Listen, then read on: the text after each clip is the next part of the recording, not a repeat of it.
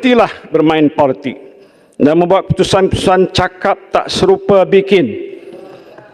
Misalnya tiba-tiba ada dasar menteri-menteri boleh lantik anak beranak sebagai pegawai, walaupun tidak mengambil gaji. Pelantikan ini tuan betul pun kita tahu menimbulkan pencanggahan kepentingan ataupun dengan izin konflik of interest yang berbau nepotisme. Yang itu dikatakan oleh PH dulu ditentang, tapi hari ini sudah jadi dasar. Wajarkah begitu? Untuk apa dasar ini diperkenalkan? Tak ada kaitan langsung dengan keperluan rakyat yang mendesak pada ketika ini. Rakyat bukan nak lihat anak menteri, anak Perdana Menteri memegang jawatan dalam kerajaan. Mereka nak lihat menteri dan Perdana Menteri buat kerja untuk rakyat. Begitu juga dengan tindakan kerajaan menekan kebebasan anak-anak muda untuk bersuara di media sosial, terutamanya menerusi saluran TikTok.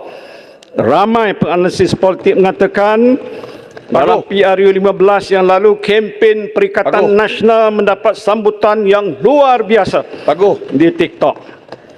Utamanya boleh bagi sikit sikit Pak Guh. Ya. Terima kasih Yang di-Pertua, terima kasih Yang Muhammad Pak Guh. Betul, saya rasa nak kritik ni Pak Guh, tak ada masalah. Kritiklah, hentamlah, bantailah, tak ada masalah. Kita boleh terima.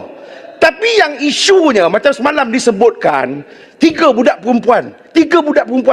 Soal buat fitnah ni tak kira budak lelaki ke, budak perempuan ke, orang tua ke, orang muda ke. Kalau fitnah kita tak boleh terima. Kalau fitnah kita tak boleh terima. Nak kritik, nak hentam. Tak, yang tak puas hati bangunlah, bangun. Pergi makan ubat. Tak, ini peluang saya, bagilah saya cakap. Bagi saya cakap. Fikir apa ni? Ulu Langat kena ajukan. Ulu Langat duduklah. Duduklah Ulu Langat. Ajukan soalan parlimen. Apa soalan? Itu saya nak katakan, nak kritik boleh kritik, tapi isunya sekarang ni masalah sebelah sana buat fitnah yang memang tak betul. Fitnah Ulu Langat yang buat fitnah. Keselamatan negara. Ulu Langat yang buat fitnah banyak. Masalah Perikatan Nasional ni. Masalah Perikatan Nasional ni. Ulu Langat. Buat fitnah. Terima kasih. Kimas Saman. Kalau fitnah Saman. Terima kasih Langat. Kita tak nak bergaduh di sini Tuan Yang Pertua. Kalau yang benar tu ialah benar. Kalau fitnah tetap fitnah.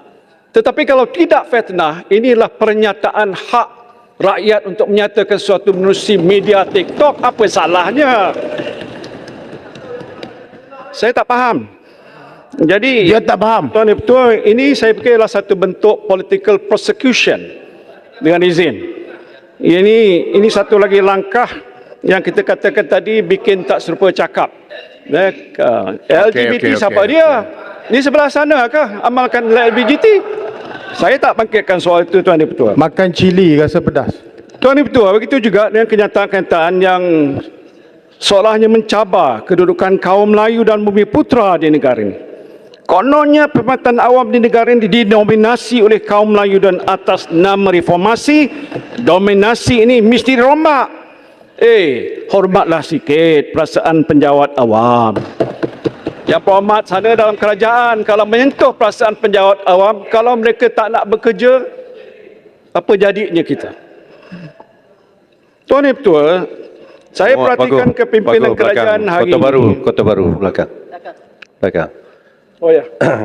Ya berhormat Tuan Yang Pertua, Yang Berhormat Pak Guh tadi ada menyebut kerajaan perlu mengambil kira perasaan dan juga peranan yang dimainkan oleh penjawat awam. Apa pandangan Pak Guh?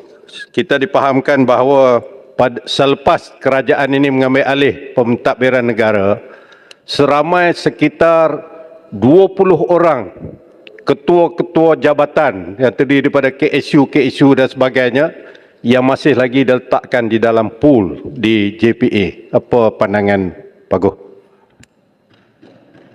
Saya fikir tak wajar Tuan Yang Pertua. Saya ingat masa saya di sebelah sana dengan PH pun dulu, 8 menteri nak tukar ketua setiausaha kementerian. Kementerian saya tak tukar. Pasal pejabat awam ni ialah pejabat awam yang bersikap profesional. Kenapa kita nak tukar mereka? Kenapa nak masukkan dia dalam peti ais, bekukan? Jawatan-jawatan tertinggi KSP dan lain belum lagi diisi. Macam mana kerajaan nak berjalan kerja? Saya bersetuju sangat. KPPA yang menjaga perkhidmatan awam, pelantikan dan sebagainya. Kenapa dibuat begitu? Ini satu tindakan yang saya kira amat tidak bertanggungjawab. Saya bukan bercakap sebagai pembangkang, sebagai pengalaman sebagai Perdana Menteri. Saya kata ini langkah yang tidak adil. Sebagai penjawat awam, ada proses dan prosedur mereka. Kalau mereka melakukan kesalahan, mereka boleh dihadapkan ke muka jawatan kuasa disiplin. Ambil tindakan yang bukan dibekukan dan tak diisi. Jadi yang berhormat jadi menteri-menteri ini siapa yang bantu? Takkan anak sendiri duduk dalam pejabat nak tolong bantu? Apa pengalaman dia? Tak tahu apa-apa pun. Minta maaf, Tuan Ketua. Tuan Ketua. Pagu boleh minta laluan Pagu. Kota Melaka. Masa tinggal 2 minit, Tuan Ketua. Saya ada sikit Pagu. lagi. Boleh nak minta Minta maaf, saya Pagu, biarkan Pagu. dulu. minta lagi. penerangan sikit Pagu. Bagi ini penting. Pagu tak bagi. Pagu Bagaimana tak bagi. dengan bagi, kontrak yang diberikan kepada anak menantu? Boleh jawab. Kota Melaka. Kontrak yang diberikan kepada anak menantu. Boleh Itu jawab. adalah suatu Boleh fitnah jawab. dan pembohongan. Boleh jawab. Jelaskan. Kalau fitnah, kalau fitnah saman, kalau fitnah saman. Tak apa, kita akan ambil tindakan yang sewajarnya. Fitnah, bohong.